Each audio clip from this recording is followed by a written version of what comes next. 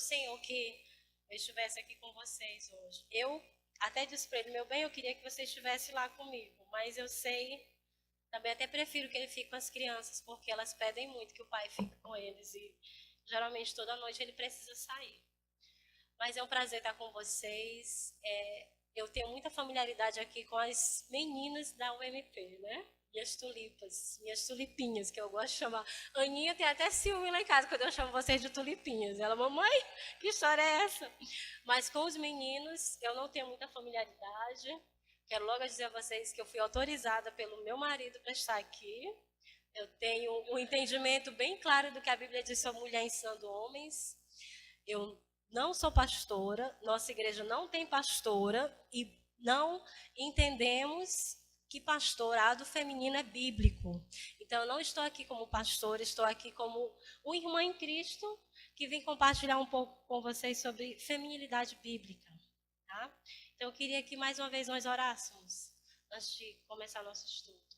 Senhor, nós adoramos o teu nome, Pai. Nós te louvamos, Senhor, porque estamos reunidos aqui em nome do Senhor. E nós cremos na tua palavra quando diz que o Senhor está no meio do teu povo, o Senhor habita no meio dos louvores, e o Senhor, Pai, se alegra quando nós nos reunimos como tua igreja, para adorar o Senhor, para aprender de Ti, ó Deus. E nós nos colocamos nessa noite aqui, cada um de nós, ó Deus, homens e mulheres, aos pés do Senhor. E pedimos que o Teu Espírito Santo quebrante o nosso coração, que o Senhor leve cada mente cativa em obediência de Cristo, ó Deus, e venha tirar todo o empecilho do nosso entendimento, para que possamos ouvir com ouvidos espirituais a tua palavra nessa noite. Nós confessamos e reconhecemos que somos pecadores, Pai, e os nossos pecados nos separam de Ti, por isso nos perdoa, meu Deus, em nome de Jesus, lava-nos com o Teu sangue e vem ministrar os nossos corações, porque a Tua palavra é a lâmpada para os nossos pés e luz para o nosso caminho. E nós sabemos, ó Deus, que o jovem só pode guardar puro o seu caminho se ele observar a Tua palavra. E eu oro, ó Deus, por cada jovem aqui, que o Senhor santifique suas vidas na Tua palavra, que o Senhor venha fortalecê-los no Senhor, que o Senhor não os deixe cair em tentações, mas livre-os do mal, ó Deus. E que cada jovem, cada mulher que está aqui, ó Deus, e homem possam viver uma vida digna do Teu Evangelho diante do Senhor. E para tanto, ó Pai, nós precisamos de Ti. Nos ajuda, Pai. Nos dê graça pelo Teu Espírito Santo. Nós oramos assim ao Senhor e Te agradecemos em nome de Jesus. Amém. Amém. Então, já que vamos falar de feminilidade bíblica, ninguém melhor do que o autor dessa feminilidade para nos instruir. E nós vamos lá para o início. Queria que vocês abrissem suas Bíblias. Quem não tiver, por favor, alguém ao lado auxilie. Tem muitos que estão com o celular, com a Bíblia, mas é bom a gente andar com a Bíblia mesmo, viu? Eu sou das antigas. Gênesis capítulo 1, primeiro livro da nossa Bíblia. É bem possível que meu digníssimo tenha lido esse versículo aqui com vocês, sábado passado. Mas se leu, vocês vão ler novamente. Gênesis 1, a partir do verso 26. Nós vamos ler o 26, o 27 e o 28. E a palavra de Deus diz assim: E Deus disse: façamos o ser humano à nossa imagem, conforme a nossa semelhança. Tenha ele domínio sobre os peixes do mar, sobre as aves dos céus, sobre os animais domésticos, sobre toda a terra e sobre todos os animais que rastejam pela terra. Assim Deus criou o ser humano, à sua imagem, a imagem de Deus o criou. Homem e mulher os criou. E Deus os abençoou e lhes disse: sede fecundos, multipliquem-se, encham a terra e sujeitem-na. Tenham domínio sobre os peixes do mar, sobre as aves dos céus e sobre todo animal que rasteja pela terra. Amém. E no final aqui desse capítulo tem um verso que desde bem criança a gente aprende, né? Deus criou o mundo em 6 dias. E sempre no final do dia, ele via a criação e dizia, isso é bom, isso é bom. Mas quando Deus concluiu a criação do homem e da mulher, Deus termina no último versículo aqui do capítulo 1, Deus viu tudo o que havia feito, e eis que era muito bom. Houve tarde e manhã, o 6º dia. E com a sua Bíblia ainda aberta, veja lá o capítulo 2 ainda, provavelmente seja na mesma página, capítulo 2, o verso 18, e depois de 21 a 25. No verso 18 do capítulo 2, o Senhor Deus disse ainda, não é bom que o homem esteja só. Farei para ele uma auxiliadora que seja semelhante a ele. Ou, nas suas versões, que ele seja idônea, que é exatamente o que significa. Idôneo é alguém que é semelhante, que é correspondente ao outro. E no verso 21 continua. Então o Senhor Deus fez cair um pesado sono sobre o homem, e este adormeceu. Tirou-lhe uma das costelas e fechou o lugar com carne. E da costela que havia tirado do homem, o Senhor Deus formou uma mulher e a levou até ele. E o homem disse, esta, afinal, é osso dos meus ossos, é carne da minha carne. Será chamada varoa porque do varão foi tirada. Por isso o homem deixa pai e mãe e se une à sua mulher, tornando-se os dois uma só carne. Ora, um e outro, o homem e a sua mulher, estavam nus e não se envergonhavam. Nós não temos como falar sobre feminilidade bíblica, que foi o tema que eu recebi, sem partir aqui do projeto primário dessa mulher, que é a criação. Eu queria iniciar falando algo que vai parecer até retórico, mas é muito necessário nós dizermos que nós cremos piamente que a Bíblia é a palavra de Deus. Então, a narração da criação de Deus, a criação do primeiro homem e da primeira mulher, não é mito, não é uma história contada para tentar embelezar a história do homem. Isso aqui é um fato. Nós cremos piamente que isso aqui é verdade. E se a nossa fé no Senhor não é fundamentada nas Escrituras, ela é vã. Então, eu queria iniciar isso, porque mesmo estando diante de um público aqui, que eu acredito que a maioria é cristão, muitos, até em literatura hoje, chega a duvidar da veemência das Escrituras. Mas nós cremos piamente que a Bíblia é a palavra de Deus e ela é a verdade. Nós não podemos abrir alguns textos da Bíblia e achar que é bom para mim e outros dizer, não, mas isso aqui não existe. Você vai ouvir isso na faculdade, você já deve ter ouvido isso em muitos outros lugares. Mas a nossa fé cristã, ela depende da nossa fé nas Escrituras. E vocês, como jovens cristãos, têm que levantar essa bandeira. Se você crê que a Bíblia é a palavra de Deus, creia que ela é a palavra de Deus de Gênesis a Apocalipse. Amém? Então, seguindo aqui, eu vou apresentar para vocês meu material de estudo. Algumas meninas aqui, como Noemi, eu até sei que tem esse livro, né? Além dela, quem mais tem esse livro? Que bom, né? Nossas meninas estão bem doutrinadas aqui. Quem já leu? Aí já mudou, né? Já mudou assim as mãozinhas. Então leiam. Eu recomendo para quem não tem também comprar. Essa autora, ela é uma ex-feminista. O nome dela é Caroline McCulley. Não sei se eu pronunciei direito, né? A editora Fiel. Feminilidade Radical, Fé Feminina em um Mundo Feminista. Tá? Esse foi um dos materiais que na verdade, meu marido já tinha me dado ele há um tempo. Ele fica me doutrinando assim com os presentes de livro, né? Mas eu tive a graça de ler ano passado e tem me ensinado muita coisa. Então, eu queria introduzir fazendo a seguinte citação da autora aqui para vocês. A feminilidade bíblica não é um molde de tamanho único. Não tem a ver com certo modo de se vestir, de chás, vozes quietas, estampas floridas, ou qualquer estereótipo que você esteja imaginando agora. Viver de acordo com os princípios bíblicos hoje requer que as mulheres sejam ousadas o suficiente para permanecer firmes contra as filosofias e fortalezas que buscam destruir a palavra de Deus e sua autoridade. Vai muito mais além do que aquilo que você externa. É muito fácil a gente colocar uma roupa mais longa, mudar o tom de voz, mas é uma mudança que parte do coração, baseada em mulheres que aprenderam e que decidiram seguir a orientação que a palavra de Deus nos dá.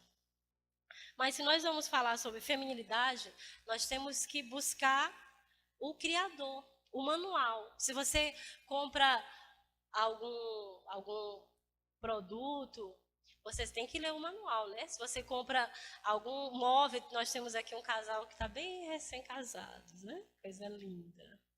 Se eles compram algum móvel lá desmontado, se eles não olharem o manual, seja um eletrodoméstico, eles vão conseguir manusear? Não, eles vão ter que ler primeiro. É assim também para nós, para vocês homens entenderem as mulheres, vocês têm que buscar o manual de quem criou essa mulher. É Deus, sabe? Tem muita piadinha, né? Na internet, às vezes. Para entender o homem, coloca um livro bem fininho. A mulher, um compêndio assim enorme da introdução de como as mulheres são, né? Mas deixa as piadinhas para lá. Mas tem uma verdade essencial que nós citamos aqui nesse texto bíblico. Eu quero que você fique com sua Bíblia aberta. Vamos ver o que o Senhor nos fala lá no verso 27 do capítulo 1. Tem algumas observações aqui que são primordiais para nós entendermos a feminilidade bíblica. Verso 27 do capítulo 1 diz o quê? Leiam aí, por favor.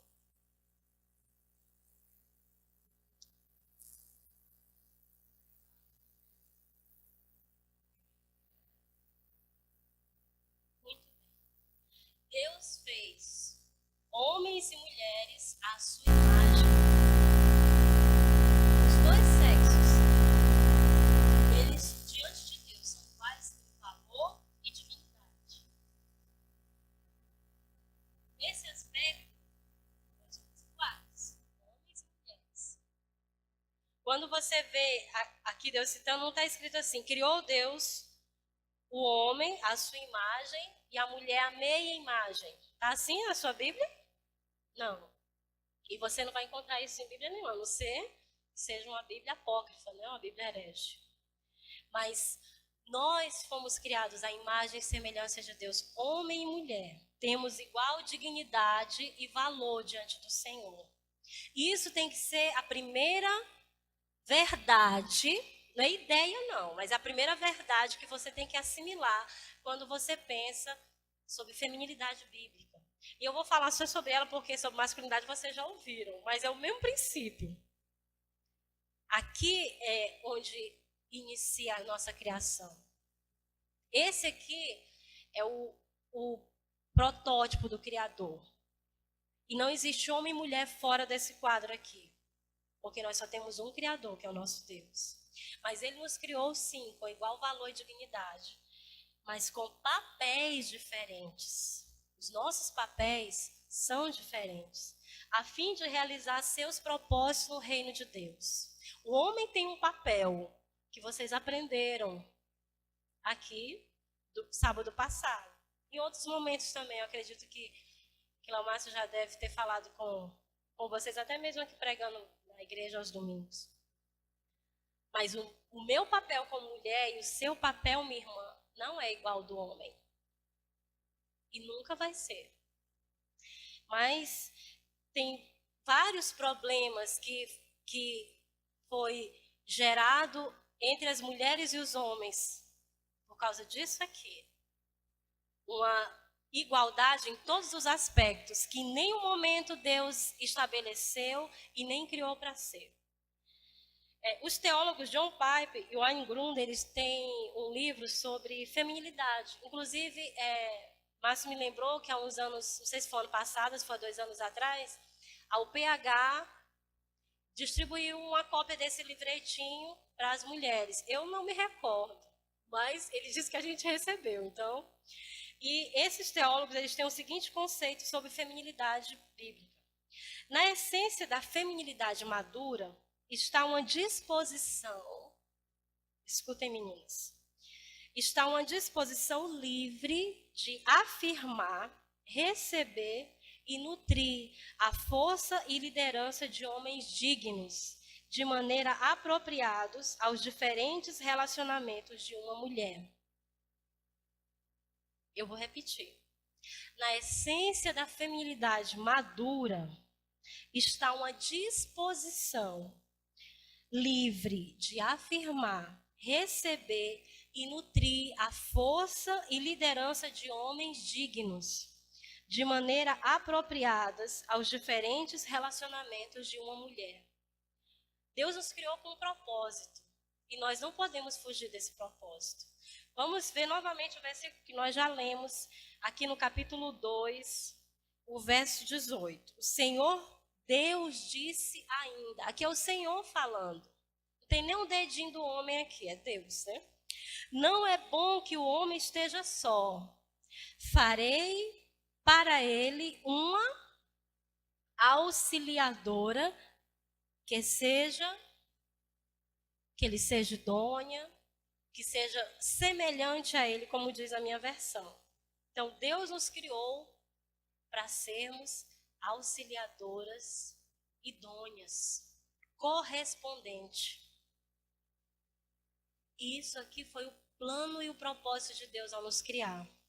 Não é algo que é inventado, nem é algo que nos deixa humilhadas. E nós vamos perceber à frente quem na Bíblia é chamado de auxiliador também. Sobre feminilidade madura, John Piper fala o seguinte: implica que há distorções de feminilidade. Se ele dá um conceito de feminilidade madura, implica que tem outra feminilidade, que não é madura. Estereótipos falsos ou imaturos são algumas vezes identificados como a essência da feminilidade. E aqui ele alista 2 quadros: traços femininos maduros e traços femininos imaturos. E geralmente nós temos uma confusão aqui. Principalmente as meninas mais jovens, mais imaturas mesmo na idade, é o que a gente ouve, é o que a gente aprende sobre ser feminino é ser assim. Mas os traços maduros que a Bíblia apresenta, eles são um pouco diferentes. E são o seguinte: a mulher feminina madura, biblicamente, ela é responsiva, ela é compassiva, ela é perseverante, afetuosa, carinhosa, sincera, educada, intuitiva, sábia, obediente, doce, expressiva, graciosa, delicada, fiel e pura. O sonho de todos os meninos que estão aqui. Né? Porque eles dobram o joelho todo dia, se forem crentes de verdade, né? Mas os traços femininos imaturos são os traços negativos, que nós, mulheres, aprendemos que é natural da nossa feminilidade. Que mostra a mulher como fraca, passiva, escrava, chorona, manipuladora, ingênua, mal-humorada, murmuradora e maliciosa. Eu quero dizer a vocês, minhas irmãs, apesar de que quase todas nós temos uns 90% dessas características aqui, isso aqui não é um quadro de feminilidade bíblica, mas sim de uma mulher imatura que ainda precisa muito do Evangelho. Por isso é tão necessário que nós façamos distinções cuidadosas entre essas distorções e o projeto de Deus para a mulher. A feminilidade madura não se refere ao que o pecado ou a opinião popular tem feito com a feminilidade, mas ao que Deus planejou de melhor para ela. E o projeto de Deus é sempre o melhor. Mas, além do que as Escrituras dizem, né, e nos mostra sobre o significado de feminilidade, está o que a nossa cultura, o que a sociedade diz sobre o que é ser mulher. E por trás dessa cortina que a sociedade defende e que mostra para nós o que é ser mulher, existe algo que nós não podemos fugir. Eu queria apresentar para vocês uma breve história disso, que é o feminismo. Falar de feminidade bíblica, nós não podemos deixar de apresentar para vocês a influência, na verdade, hoje ela dita as ordens do que é ser mulher na nossa cultura, né? O feminismo, ele alterou profundamente o conceito de nossa cultura sobre o que significa ser uma mulher. E, em poucas palavras, o feminismo diz que a mulher tem um problema seríssimo. Você sabe qual é o problema? O homem. O homem. O feminismo apresenta um problema terrível sobre a mulher, chamado homem. Mas será que isso é verdade?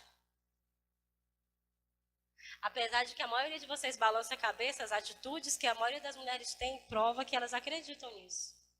Mas nós vamos ver um pouco essa história, como foi essa história. Dar uma breve introdução aqui sobre 3 mulheres que são muito influentes na história do feminismo. Então, é possível que algumas de vocês mais curiosas, nos Estados Unidos, a história do feminismo é uma cadeira na universidade. Você pode optar entre estudar socialismo ou feminismo. Já pensou? Essa moda já está chegando aqui, porque eu já ouvi que tem algumas faculdades que já adotam no seu currículo isso, né? Tanto que lá é inculcado e as pessoas costumam ver como um modelo melhor, então rapidamente é absorvido. Mas nós vamos ver uma introdução básica sobre isso, vendo a vida de 3 mulheres. Elizabeth Cady Stanton, não sei se pronuncia, Simone de Beauvoir, a mais famosa, e Beth Friedan, né? Essas 3 mulheres, elas fazem parte da história do feminismo propriamente dito. Mas se nós formos fazer uma linha de história geral, nós vamos ver que o feminismo começa lá no capítulo 3 de Gênesis. Lá na tentação de Eva. Né? Ali começou a ideia do empoderamento, que tanto se vê hoje em dia. Né? Até os cremes de cabelo, que coisa ridícula, que são vendidos para a mulher usar, porque é o tempo do empoderamento, porque ela vai ficar muito poderosa. Né? É uma falsa proposta de mulher forte, não tem nada de forte. Mas o feminismo é bem antigo. Mas durante a história, a nossa história, né, essas 3 mulheres, elas têm o seu momento auge.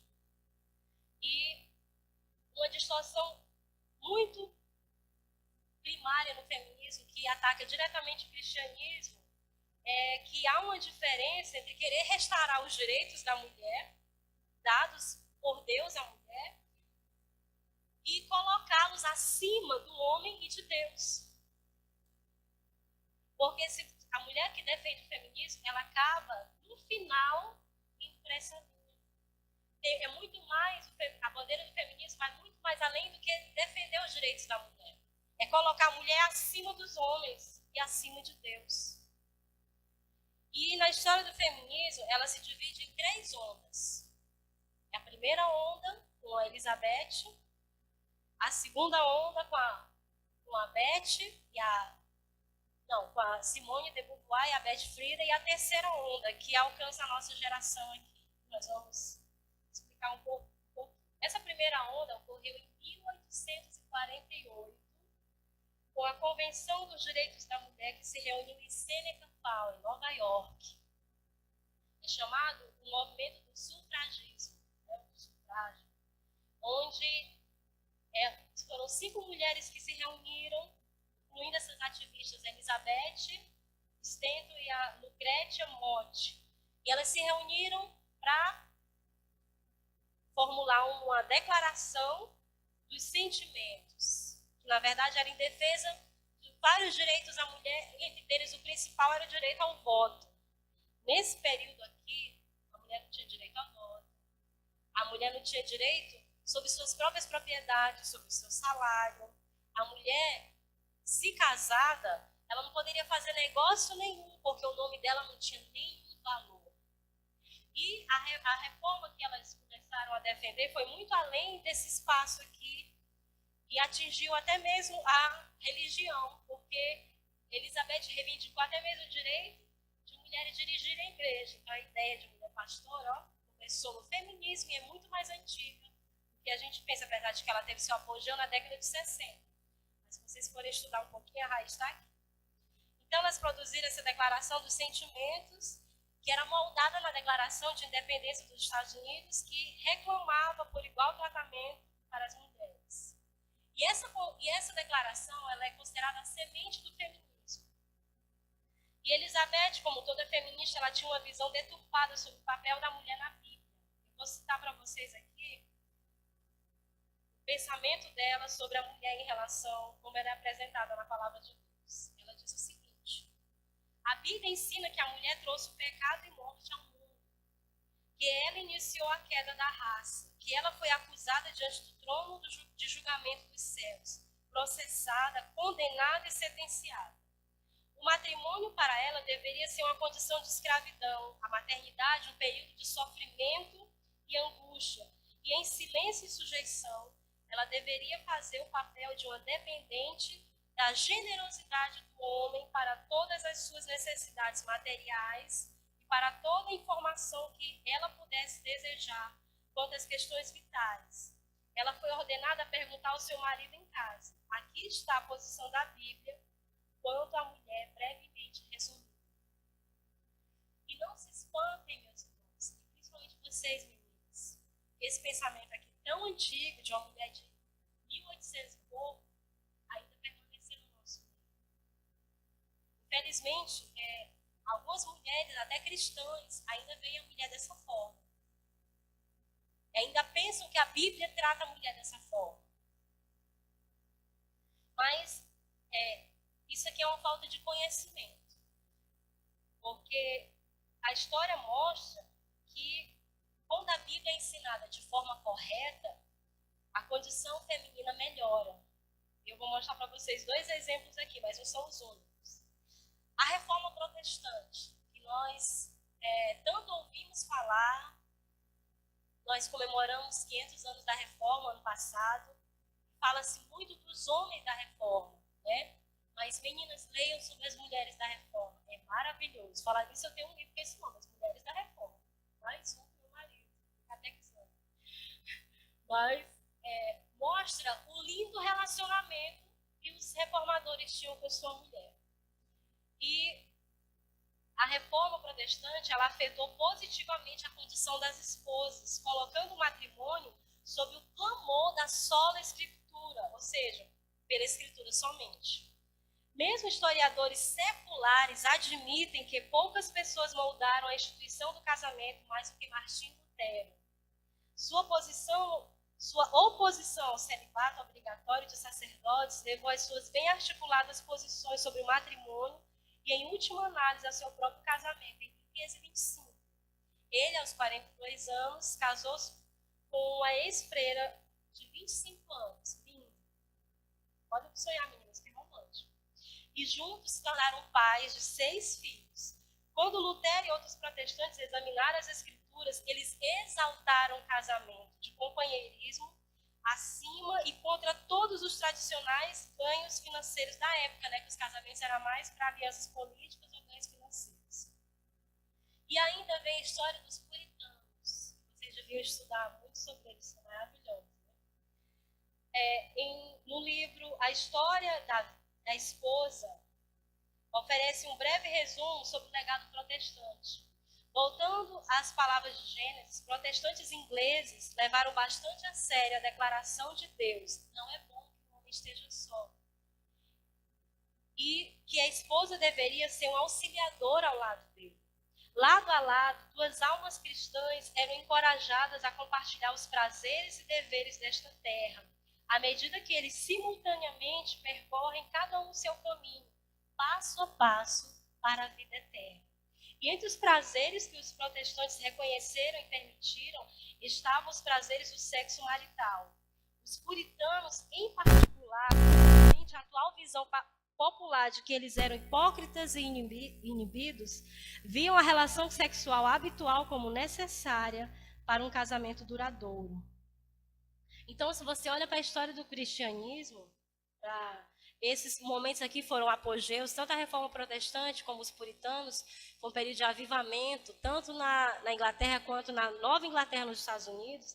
Você vê que o matrimônio, o casamento, a relação homem-mulher, sempre foi colocada numa posição de muito valor e honra diante de Deus. E isso é uma verdade última, né?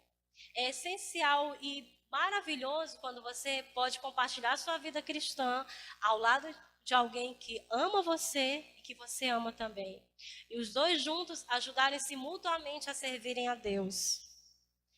E quando nós entendemos isso, à luz da palavra de Deus, nós vemos que o plano de Deus para a mulher ser auxiliadora idônea não é nada pequeno, não é nada baixo nem vulgar, como as feministas tanto lutaram, atacaram para derrubar todo esse conceito do matrimônio. Então, essa foi a primeira, né, feminista que levantou ali na Declaração dos Sentimentos, muito antes de nós aqui, essa bandeira contra o matrimônio e atacando diretamente o nosso Deus. Já a segunda onda, ela inicia-se com a famosa Simone de Beauvoir. Quem nunca ouviu falar dessa mulher, né? A gente ouve na faculdade e é muito falada, em pesquisas é dita até como as pessoas mais influentes do século XX, tanto ela quanto o seu marido Jean-Paul Sartre, que foi um dos maiores filósofos franceses e era um homem com a vida muito perdida. Eles tinham um casamento que era chamado casamento livre, eles não eram casados no papel e ambos podiam ter relacionamentos fora do casamento, né? E ele era muito mulherengo. E ela defendia aquele tipo de relacionamento, aquela liberdade para a mulher, mas que na verdade mascarava, porque ela era uma grande infeliz. Essa autora aqui, ela mostra um pouco da biografia dela, né? Ficou com ele, mesmo defendendo tanta liberdade, ficou com ele por mais de 50 anos. Ele morreu aos 80 anos e deixou toda a herança dele para a amante, não para ela. Daí você vê, né? O lindo modelo de relacionamento feminista, entre aspas.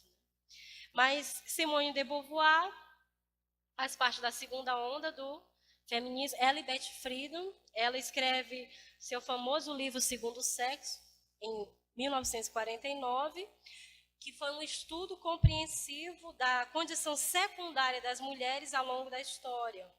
E ele é considerado a obra seminal do feminismo moderno. Para Beauvoir, a mulher é definida e diferenciada com referência ao homem, e não em referência a ela. O homem é o sujeito absoluto, ela é o outro.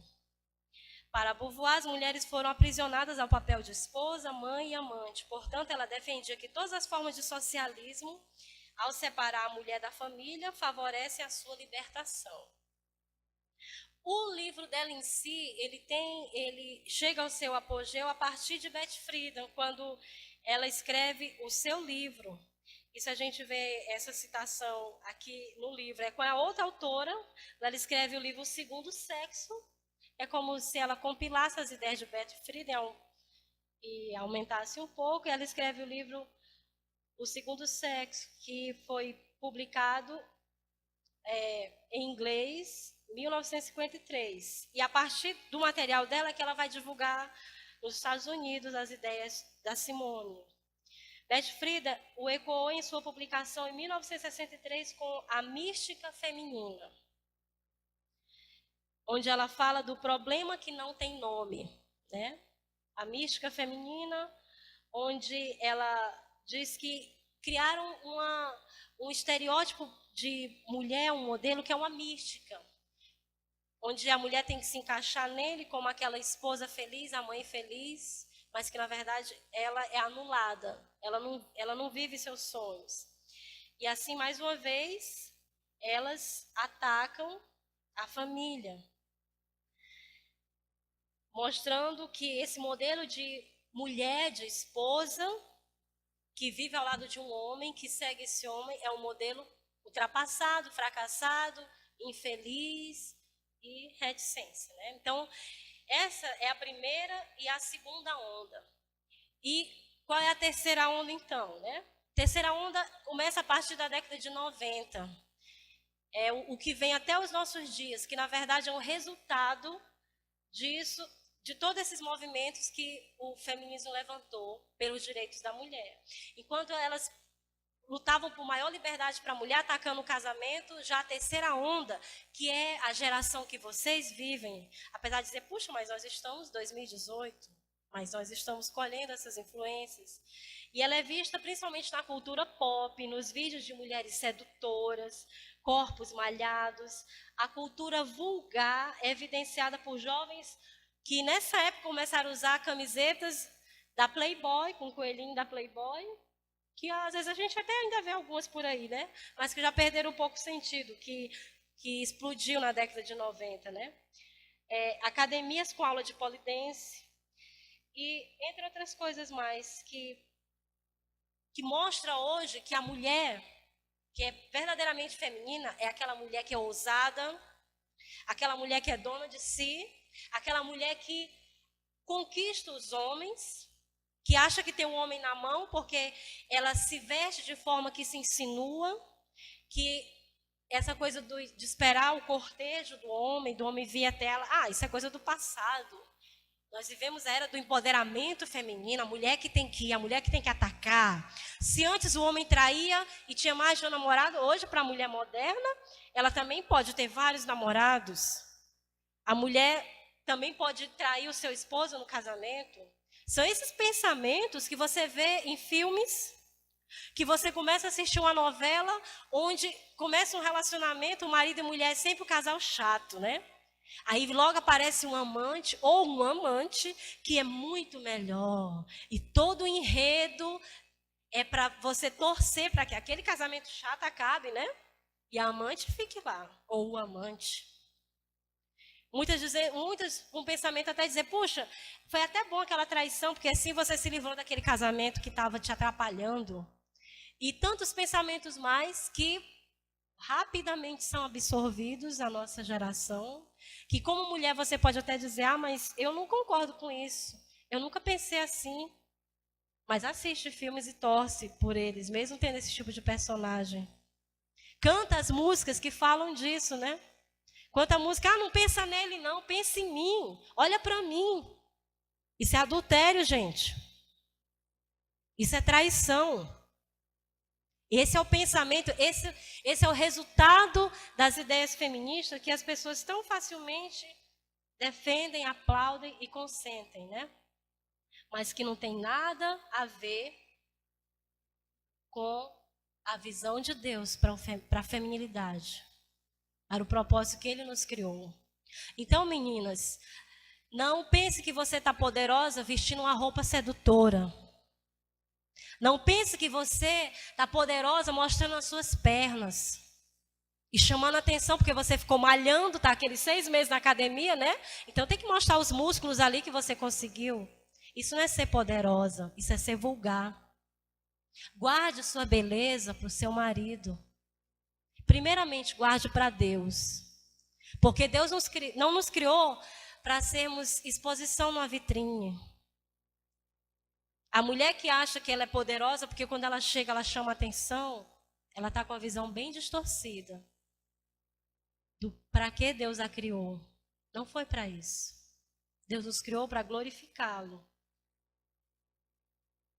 E glorificá-lo em santidade. Eu precisei apresentar essa visão geral sobre o feminismo para nós entendermos essas influências que tem no nosso meio. Porque eu não estou falando aqui de influência que tem só no mundo, não. Isso acontece na nossa igreja. Isso acontece no nosso meio cristão. Eu ouvi 2 dias antes do meu casamento, me casei em 2004. E estava lá com uma amiga, assim, conhecida da igreja. E ela estava casada há pouco tempo, acho que não tinha 1 ano ainda. E nesse mesmo período, uma amiga nossa tinha separado, o marido a deixou por amantes, né? E ela estava falando, fulana está tão triste, eu não sei por que ela está assim. Eu me casei, mas eu sei que casamento não é para sempre. Se não der certo, eu me separo. A gente não precisa ficar sofrendo porque o casamento não deu certo. Você tem que estar preparada para essa situação. E falando isso para mim 2 dias antes do meu casamento. E eu virei para ela e eu disse, mas casamento, que a Bíblia diz, não é assim. Casamento, sim, é para a vida toda. O cristão deve casar com esse propósito, ou então não se case. A nossa vida com Deus, gente, é muito séria. E nós temos que saber identificar o que os pensamentos do mundo, da nossa cultura, estão influenciando nossa vida, nossa maneira de pensar. Isso é muito importante, pode parecer que não tem nada a ver, mas isso é muito importante para a nossa feminilidade bíblica. Mas afinal, então, o movimento feminista apresenta o homem como o problema da mulher. Mas qual é o problema? Como é que nós podemos responder às questões de injustiça que a mulher sofreu durante toda a história? Porque talvez um de vocês pode dizer, mas o feminismo está certo. Ele mudou muito das injustiças que a mulher viveu durante a história. O feminismo foi necessário. Muitas mulheres pensam assim. Eu já achei até uma página, um blog, Feministas Cristãs. Eu fiquei, mas tem. Se vocês procurarem, acho que tem até mais de uma, né? O que a Bíblia fala sobre isso? Voltando lá para Gênesis, o autor vai fazer uma citação linda aqui, a autora, na verdade. Vamos lá, deixe sua Bíblia aberta em Gênesis, vamos ver a seguinte citação aqui que a autora faz sobre esse capítulo, né? Deus estava ali, gente. A masculinidade, a feminilidade nasceu em Deus. Não foi assim, tá no último dia da criação e tal. Vou criar o homem aqui. Tudo que Deus fez foi bem planejado. Nosso Deus é a fonte de toda sabedoria e perfeição. E Deus estava lá, criando o homem. Foi Ele que disse, façamos. E aqui é uma das primeiras menções da Trindade na Bíblia. Quem aqui já estudou um pouquinho de teologia, vocês que estão no curso de líderes aqui, outros já fizeram outros cursos. Aqui é uma das primeiras menções da Trindade. Estava ali. Um encontro maravilhoso. Deus Pai, Deus Filho, Deus Espírito Santo. Não foi pouca gente, não foi qualquer um, não.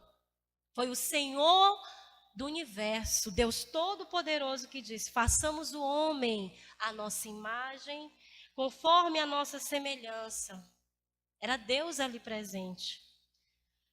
Deus planejou e Deus criou o homem à sua imagem, homem e mulher os criou.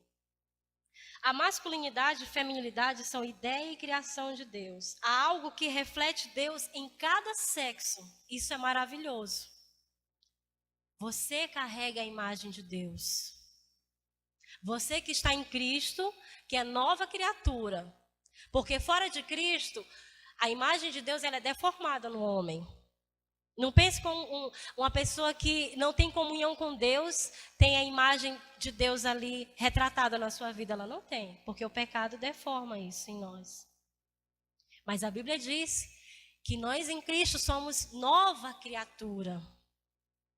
E a vida de Deus se manifesta em nós. Isso é maravilhoso. Esse tem que ser o primeiro pensamento, a primeira ideia que nós temos que ter quando pensamos em masculinidade e feminilidade. Deus nos criou para refletir a sua imagem no mundo. E tem aspectos dessa imagem que são refletidos no homem, na sua liderança. Deus fez o homem para ser cabeça, para ser aquele que nutre, que protege o corpo, que está disposto a dar a própria vida para salvar a sua esposa se for necessário. Que se gasta ali para prover todo o sustento que ela precisa. E Deus nos criou para estarmos auxiliando a liderança desses homens. É o que John Piper disse no conceito dele sobre feminilidade. Que a mulher, a feminilidade madura é uma disposição da mulher de afirmar, receber e nutrir a liderança do homem. Isso parece um mandamento imposto a nós que está bem distante do que é a relação de Deus na Trindade, mas não é. É muito mais perto do que nós pensamos. Então, os homens, enquanto classe de gênero, não são o problema das mulheres, biblicamente falando. A razão de todas as injustiças que a mulher sofreu durante toda a história, e muitas ainda sofrem em várias culturas, e muitas ainda sofrem em vários casamentos, e não se pasmem, em casamentos cristãos, mulheres sofrem agressões físicas, agressões psicológicas. Isso aqui a gente vai falar um pouco mais à frente. O real problema, tanto do homem quanto da mulher, é o pecado. Ainda em Gênesis, se você pular para o terceiro capítulo, você já vai entender esse quadro. Deus criou o homem e a mulher à sua imagem e semelhança. Deu um ao outro. O primeiro casamento foi celebrado por Deus, lá no Jardim do Éden. Com certeza, a gente não consegue imaginar a beleza desse local, desse dia, como o sol estava brilhando, como as flores perfumavam ali o jardim, que passarinhos cantaram. Com certeza, não há cerimônia mais linda. Aliás, vai haver uma depois, né? As bodas do Cordeiro, que nós vamos estar lá. Amém? Quem já garantiu a sua vez aí? Já creu em Jesus, já se arrependeu dos pecados? Então, gente, Deus estava lá. Foi Deus que celebrou aquele casamento. Não foi um acidente. Não foi fruto do acaso. Foi obra e plano de Deus. Mas no terceiro capítulo, entra alguém em cena. Quem? Quem? Vocês estão com medo de falar, é? Gente, Satanás entrou em cena aqui. Isso aqui também não é mito, não. O terceiro capítulo de Gênesis é palavra de Deus e é narrativa de um fato histórico. E quando o pecado entrou, todo esse projeto aqui maravilhoso foi deformado. O homem caiu da graça. E entrou o pecado. Então nós temos que ter muita atenção, meninas. Os homens não são o seu problema. Toda essa bandeira que o feminismo levanta da guerra dos sexos, do empoderamento, que agora é o tempo das mulheres. Uma vez eu ouvi de uma irmã dizer assim, não, nós estamos vivendo uma nova era, um novo tempo. Os homens falharam no cumprimento da missão, agora Deus levantou as pastoras, porque o plano de ser só os homens não deu certo, agora é as pastoras, né? Que coisa. Eu só não achei a Bíblia dizendo isso, né? Mas muita gente está acreditando nisso. Isso é muito sério, porque nós temos que ficar com a palavra de Deus. O problema não é porque os homens falharam, é porque aconteceram N coisas que nós poderíamos passar horas aqui citando, mas o problema foi porque o pecado entrou. O homem se afastou de Deus. E se você estudar o livro de Gênesis, o capítulo 3, você vai ver que depois da desobediência, depois que eles foram expulsos do jardim, eles ganharam várias consequências desse pecado. E elas estão no nosso meio hoje. Elas estão na sua família. Elas estão na vida dos seus vizinhos. Estão muito mais perto do que nós podemos pensar. Então, o verdadeiro problema do exercício da mulher na sua feminilidade é o pecado. E o Evangelho, a obra de Jesus na cruz, é a verdadeira fonte de libertação para a mulher, não o feminismo. Não é no feminismo que a mulher encontra o seu valor, encontra a sua dignidade, mas é no Evangelho. É em ela crer e se render ao amor de um Deus que a amou antes da fundação do mundo. O nosso valor, a nossa liberdade, a satisfação da mulher é somente em Cristo, é somente em Jesus. Minhas irmãs, nem o homem mais apaixonado do mundo, e eu posso dizer para vocês que eu tenho um do meu lado, né? Graças a Deus. Nem o homem mais apaixonado vai te fazer feliz. Muitas meninas criam aquele sonho de conto de fada, né? De bela adormecida. E pode mudar só o nome das belas, né? Algumas estão bem mais acordadas do que adormecidas. Mas fica o tempo todo achando que o príncipe encantado é que vai realizar todos os seus sonhos. Algumas estão em casa dizendo, puxa, fulano é muito mais feliz do que eu porque é casado, eu sou infeliz. E é porque tem Cristo, né? E eu digo, se você é infeliz solteira, você vai ser infeliz casada. Porque não é no casamento que você vai encontrar felicidade. É somente em Jesus. Muita mulher acha que não, depois que eu tiver um filho eu vou me realizar plenamente. Eu tenho 2 filhos, um casal lindo, mas eu não sou plenamente realizada nos meus filhos, nem no meu marido. É só no Senhor que eu me encontro e me sinto plenamente realizada. Não tem amor maior do que esse. E nós temos que nos conhecer como mulheres, olhando para o amor que Deus tem por nós. E Deus nos criou de uma forma muito especial. Muitos pregadores até fazem poemas e desenham muito, dizer que a mulher foi criada da costela do lado, porque ela não pode estar perto dos pés, ou foi criada do pé para o homem não pisar, e nem na cabeça para ela não mandar no homem. Gente, eu não sei o pedaço que se saiu, se é tão relevante assim. Eu sei que Deus me ama. Eu sei que Deus ama você. E nós só vamos conseguir viver uma feminilidade bíblica pura e santa quando nós compreendemos o amor de Deus por nós. Quando nós aceitamos o projeto que Deus criou para a nossa vida. E algo que a Bíblia me ensinou sobre ser mulher, sobre algo que Deus nos chamou como mulher, foi algo libertador para a minha vida quando eu entendi quem na Bíblia tem esse mesmo papel. Lembra que nós falamos aqui no capítulo 2 de Gênesis, verso 18, o porquê, o papel que Deus deu para a mulher ao criá-la. Não é bom que o homem esteja só. Essa parte é linda, né? Puxa, Deus me criou porque o homem precisava de mim. Mas muita mulher não gosta do restante do versículo, né? Quando Deus fala, farei para ele uma auxiliadora idônea, correspondente. E lá em Efésios capítulo 5, essa auxiliadora é chamada a obedecer de uma forma bem específica, né? Muitas meninas aqui sabem muito bem que palavrinha é essa. Efésios capítulo 5, versículo 22. Diz o seguinte: esposas, cada uma de vocês se sujeite ao seu próprio marido como ao Senhor. E a submissão, meninas, faz parte da essência da feminilidade bíblica. Você como cristã, você como mulher de Deus, foi chamada para se submeter. Mas não se preocupe, que a Bíblia está falando aqui, ela submete ao marido.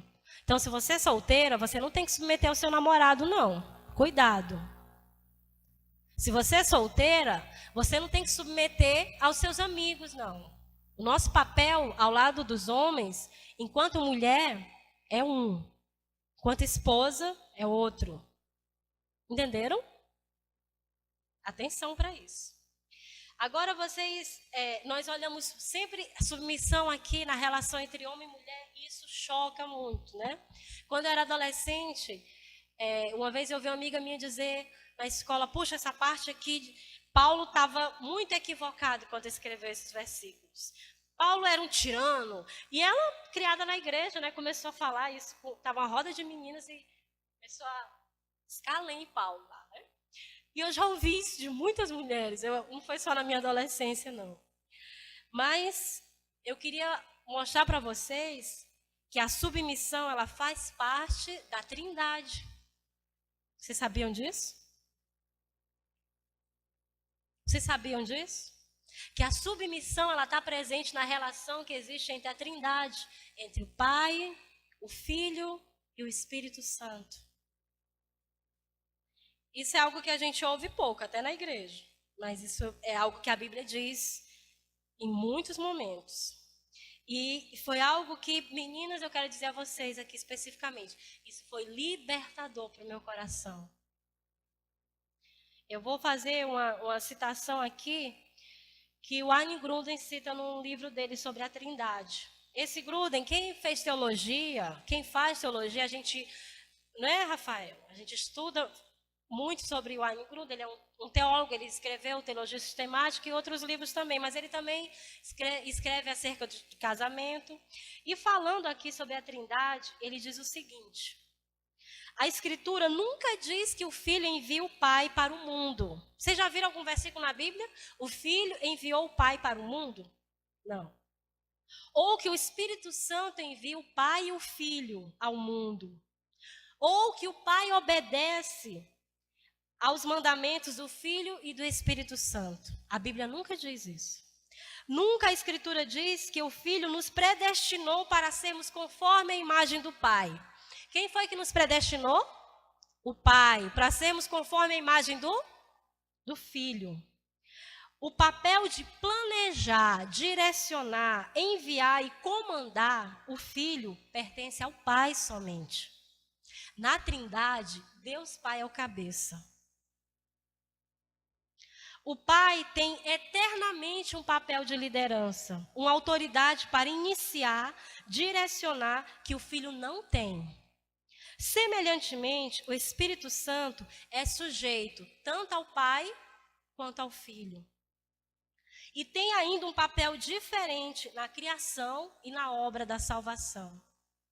Quem é que estava sobre a criação, pairando lá sobre as águas, como uma galinha chocando os pintinhos em Gênesis 1, vocês já viram? Quem era? O Espírito de Deus. Quem foi que Jesus enviou para nós, prometeu que ele enviar um consolador lá em João 16? O Espírito de Deus. E sabe como ele é chamado em João 14? De nosso auxiliador.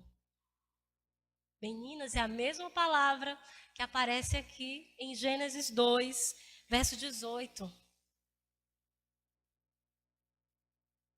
Nós, em relação aos homens, temos o mesmo valor e dignidade diante de Deus, mas nosso papel é diferente. Na Trindade, Deus Pai é totalmente onipresente, onipotente, onisciente. Deus Filho também, ele é onipotente, onipresente, onisciente. E Deus Espírito Santo, e o que ele é também? Onipotente, onipresente, onisciente. Eles todos são Deus. Tem o mesmo poder, valor e dignidade, mas com papéis diferentes. E essa mesma relação e harmonia que Deus quer que exista e seja mostrada para o mundo na relação entre marido e mulher. É bênção de Deus para nós, meninas, sermos chamadas de auxiliadoras idôneas. Não é algo que o feminismo diz que a Bíblia diminui, oprime as mulheres, nos coloca numa condição inferior. Não é isso. É algo muito maravilhoso, porque nós temos na relação da família a mesma função do Espírito na Trindade. Em nenhum momento você vai ver o Espírito Santo recebendo a glória na Bíblia. A Bíblia diz que a obra do Espírito é glorificar o Filho, e o Filho glorifica ao Pai. Eu já vi muitas mulheres revoltadas por dizer, por que na Bíblia posição de liderança, posição que é vista, é valorizada na igreja só do homem e da mulher não. E a mulher está ali ao lado, com a mesma capacidade. E tem sim. A Bíblia não ordena as mulheres a ser pastora porque mulher não sabe pregar. Eu já vi mulher pregando melhor do que muitos homens pastores que eu conheço. Mas Deus não nos chamou para ser pastoras.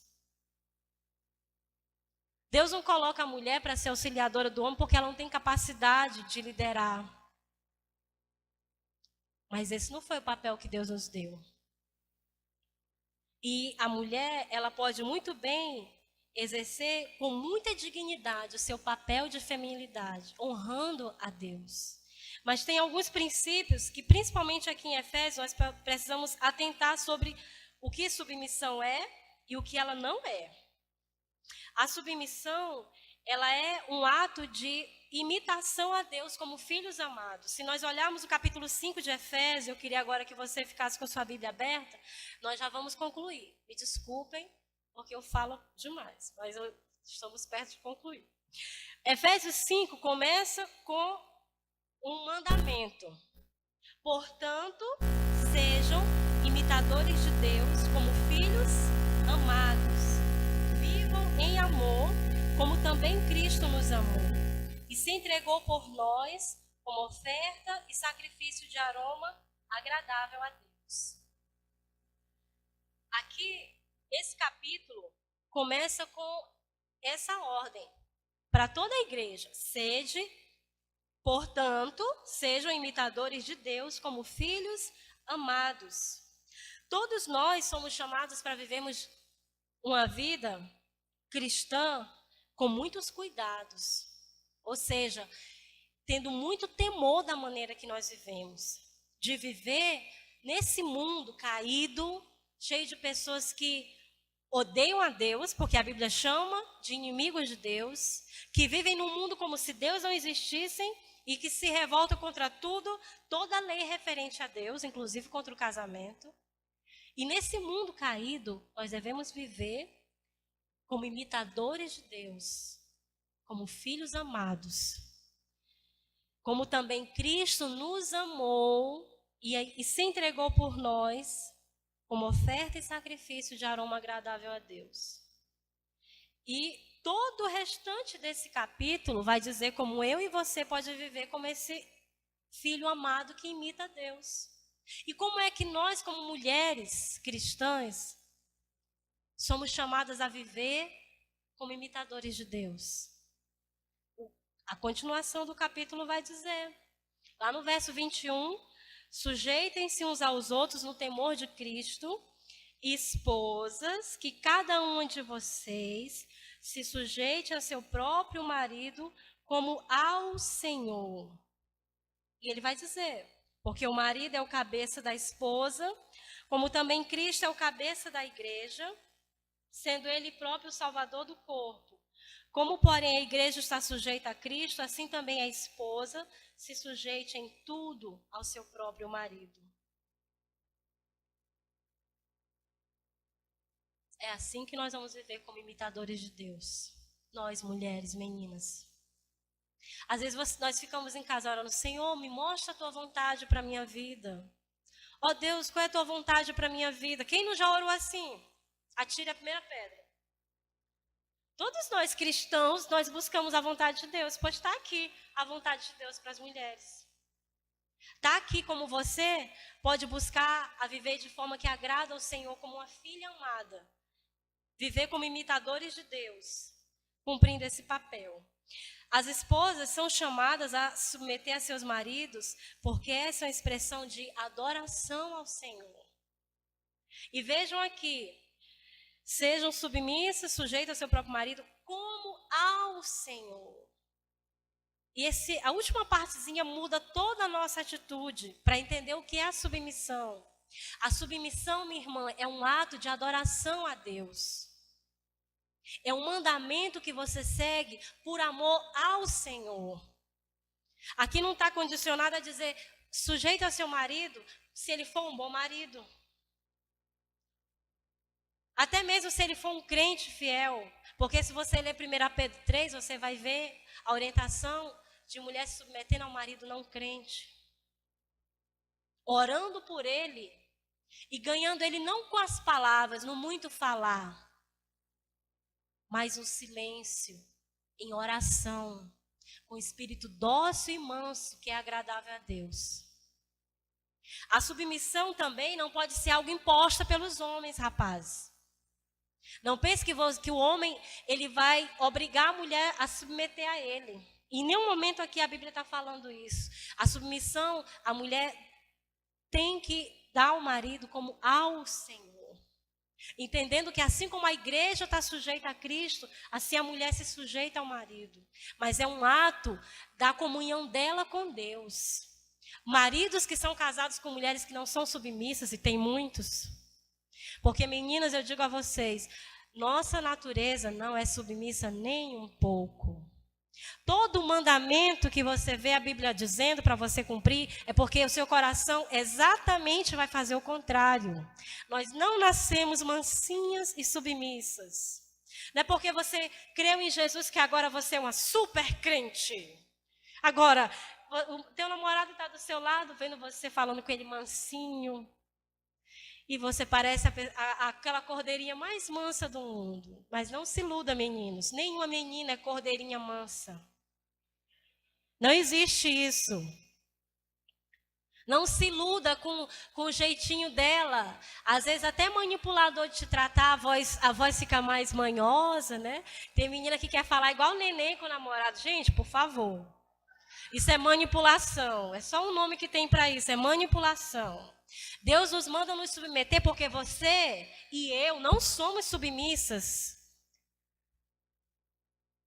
de natureza. Não existe essa super crente submissa. Deus vai nos quebrar, sabia?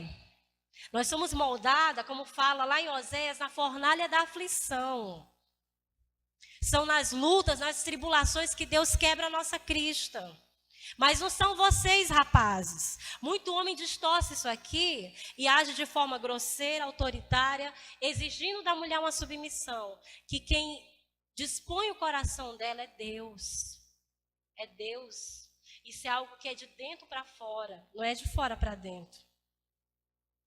A esposa respeita seu marido e se submete a ele, não porque sua atuação alcança merecimento, não é porque o homem merece, mas porque é assim que ela glorifica a Deus, ao refletir o mistério de Cristo e da igreja. Em todo momento aqui, Paulo está enfatizando a relação de Cristo e da igreja. O modelo é Cristo. E o padrão que Deus estabelece para os homens é muito alto. Vocês devem amar suas mulheres como Cristo ama a igreja. E ele morreu por ela. O amor de Jesus não se baseia em cantadas, rapazes. É muito fácil para o homem ludibriar uma mulher. E mulher se deixa levar por palavras. Aquelas palavras bonitas. Aquelas declamações, não, mas ele disse que mudou, ele disse que vai fazer isso, e elas caem na lábia. Amor não é bajulação, não é cantada, amor é prática, é atitude, amor é sacrifício, como Cristo fez pela igreja, isso é muito sério.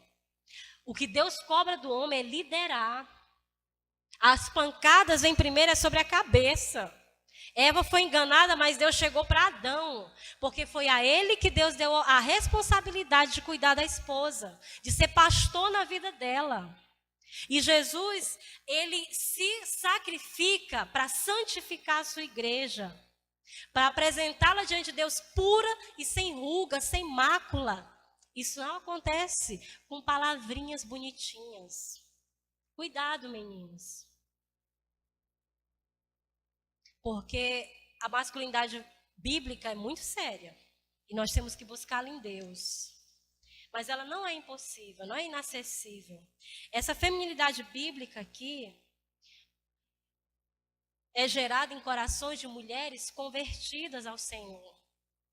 Mulheres que se sujeitam ao que a Bíblia diz. É Deus que molda isso em nossas vidas.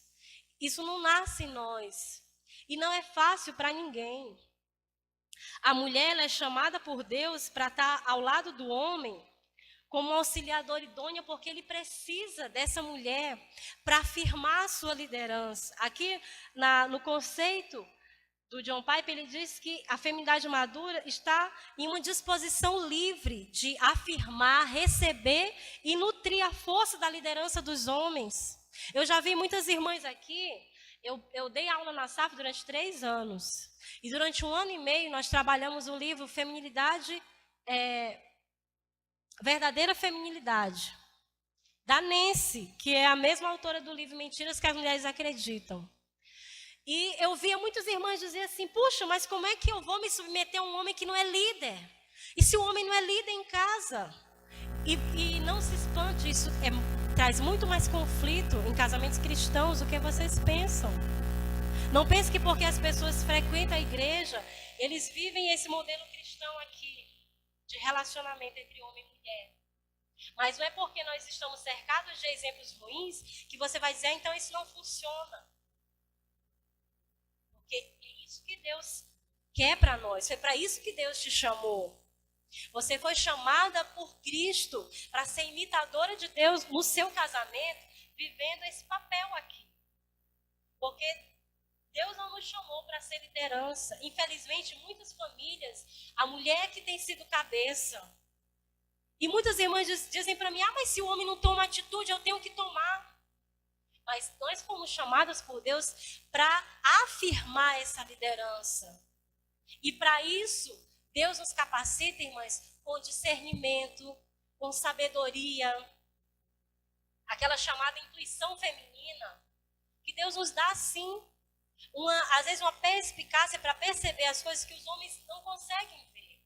E é bênção de Deus quando ele tem ao lado a mulher que busca sabedoria em Deus na palavra, para encorajá-lo, para afirmar essa liderança, para em alguns momentos até corrigir, porque a mulher que exerce uma feminidade bíblica, ela não é passiva, ela não é omissa, ela não é um robozinho que fica calado só dizendo sim senhor, não. Isso não é submissão. A nossa atuação é ativa ali ao lado do homem, para encorajá-lo, e os homens precisam disso. Se vocês fossem tão autossuficientes, Deus não diria que vocês criou um auxiliador idôneo. Muitos homens também subjugam suas mulheres e humilham, e tudo isso é resultado do pecado. O problema nesses relacionamentos, a guerra dos sexos, que resultou em todo esse movimento feminista, são as consequências do pecado. E como é que nós podemos combater isso com o Evangelho? Tanto eu e você precisamos nos voltar para a Bíblia. Precisamos buscar viver sim como imitadores de Deus. Olhando, buscando na palavra qual é a vontade de Deus. Em nenhum momento você vai encontrar a Bíblia estabelecendo uma guerra entre homens e mulheres. Ao contrário, a nossa relação não é de competição, é de complementaridade. Um complementando o outro. Um precisa do outro. E assim ambos vão glorificar a Deus e levar a imagem e a semelhança de Deus para o mundo. O casamento é muito mais a respeito da história de Deus e da sua igreja do que a respeito do homem e da mulher. E o casamento é algo muito sério diante de Deus. E assim como depois do casamento de Adão e Eva, ali no capítulo 2, logo no capítulo 3, a serpente se manifestou, Satanás continua agindo no nosso meio. Satanás continua semeando mentiras e colocando homens contra as mulheres. E sempre fazendo com que a mulher se ache inferior e queira, eu tenho que lutar pelo meu lugar, eu tenho que alcançar as mesmas posições porque eu tenho a mesma capacidade, e tem mesmo. Tem pesquisas que comprovam que em relação ao QI não tem diferença entre homem e mulher. Nosso cérebro tem muita capacidade, dos homens também. Atuam de forma diferente, né? Mas Deus nos habilitou. Se você observar bem as palavras lá em Gênesis, no verso 27, Deus diz, dominai aos dois. A mulher tem capacidade também sobre a criação. Mas nosso papel é diferente. E nós glorificamos a Deus e honramos o Senhor quando aceitamos o propósito de sermos auxiliadoras. Não está na sedução das suas roupas, minha irmã, o seu poder como mulher.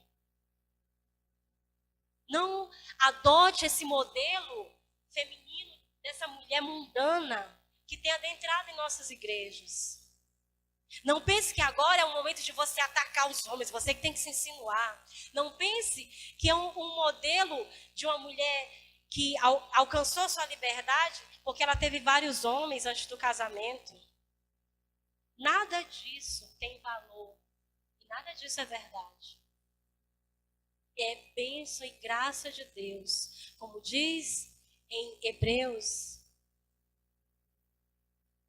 o leito sem mácula. Acima, digno de toda honra, seja o matrimônio, bem como o leito sem mácula. Você sabe o que é isso? Você sabe o que significa esse versículo? Vocês já viram? Quem já viu aqui, gente, por favor?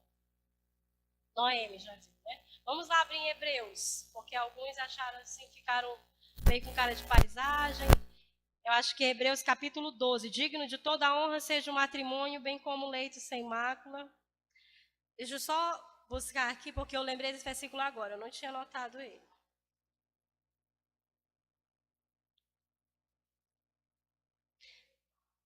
É o 13:4? Hebreus 13:4. Digno de honra entre todos seja o matrimônio, bem como o leito conjugal sem mácula, porque Deus julgará os impuros e os adúlteros. Gente, leito sem mácula é um casamento onde os dois se guardaram. Ou seja, não tinha sexo antes do casamento. Deus te chamou como jovem cristã, como homem cristão, para viver esse tipo de vida aqui. Isso é graça e bênção de Deus. E se isso já aconteceu na minha vida, na sua vida, meu irmão ou minha irmã, a graça de Deus está disponível para nos perdoar e nos restaurar. Mas nós temos que, como filhos de Deus, buscar esse ideal para as nossas vidas. Isso não é um quadro pintado distante e alto demais para nós alcançarmos. Esse é o modelo de vida que Deus quer para nós como cristãos. Você, como jovem cristã que ainda está solteira, se guarde no Senhor. Se sujeite à cruz de Cristo e busque pela palavra viver uma vida de santidade que honre a Deus. Não deixe que o modelo de mulher que o mundo apresenta te seduza, minha irmã. Não pense que essa liberdade, que na verdade é libertinagem, que a juventude canta hoje, os filmes todos caminham nessa mesma linha. Essa autora aqui, ela traz uma pesquisa de um retrato tão triste da sociedade, da juventude americana, que na verdade é um retrato da juventude no mundo todo. Quanto que a pornografia hoje tem destruído a vida dos jovens. Que antes era muito mais comum para os homens, já é muito comum e rotineira nas mulheres.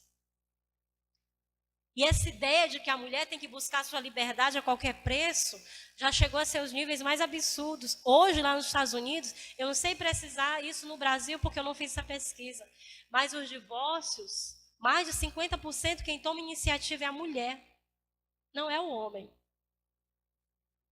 Mas saibam que entre os homens, o maior índice de suicídio é entre os homens divorciados. Saibam, irmãos, que existe o inimigo das nossas almas. E ele sabe o quanto que o relacionamento entre o homem e mulher pode refletir a glória de Deus. Por isso, esse modelo de um homem bíblico e de uma mulher bíblica é tão atacado e tão deturpado. E Satanás trabalha arduamente por isso. E a Bíblia diz que nós não devemos desprezar as suas astúcias.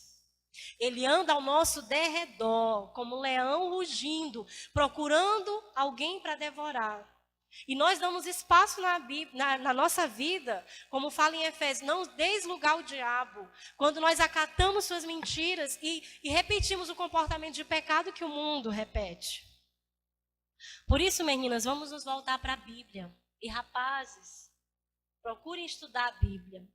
Todas essas orientações aqui, que Deus nos dispõe de teólogos, de estudiosos, tudo isso a palavra de Deus nos apresenta. E nós devemos buscar. São conhecimento que hoje está acessível a vocês, que nunca houve em outras gerações antes de vocês. Então, ao invés de gastar tanto tempo que a gente perde com internet, às vezes olhando coisa que não vai te acrescentar em nada, busque saber o que a Bíblia quer de você como uma mulher cristã, como um homem cristão. Busque um relacionamento muito mais além do que da sua necessidade, porque você se sente só, porque todo mundo tem namorado, então eu tenho que ter também. Ah, porque eu já estou completando meus 25, eu quero me casar, ou 30. Busque um relacionamento porque você entende que você vai glorificar a Deus nesse relacionamento. Porque você quer mostrar ao mundo a glória do Senhor, que é revelada na comunhão de um homem ou uma mulher que amam a Deus e amam um ao outro. E isso não é impossível. Isso é propósito e graça de Deus a todos aqueles que tenha uma vida realmente de comunhão verdadeira com Ele. É o que Deus quer para nossas vidas. E pensem, saibam disso, que quem pensou no casamento não foi o homem e nem a mulher. Não foi Adão que ficou lá, oh Deus, eu estou sozinho, eu preciso de alguém. O texto que nós lemos foi Deus e disse Deus, não é bom que o homem esteja só. Foi Deus que criou a mulher para ser um auxiliador idôneo. O relacionamento entre homem e mulher é para a glória de Deus.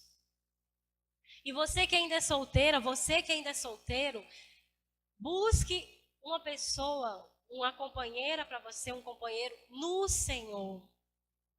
Saiba que Deus está muito mais preocupado com o nosso casamento do que nós mesmos. Porque casamento é obra e plano de Deus. E é bênção de Deus. É maravilhoso casar no Senhor. Eu posso dizer isso para vocês. Até lendo a autora, essa autora aqui, ela é solteira.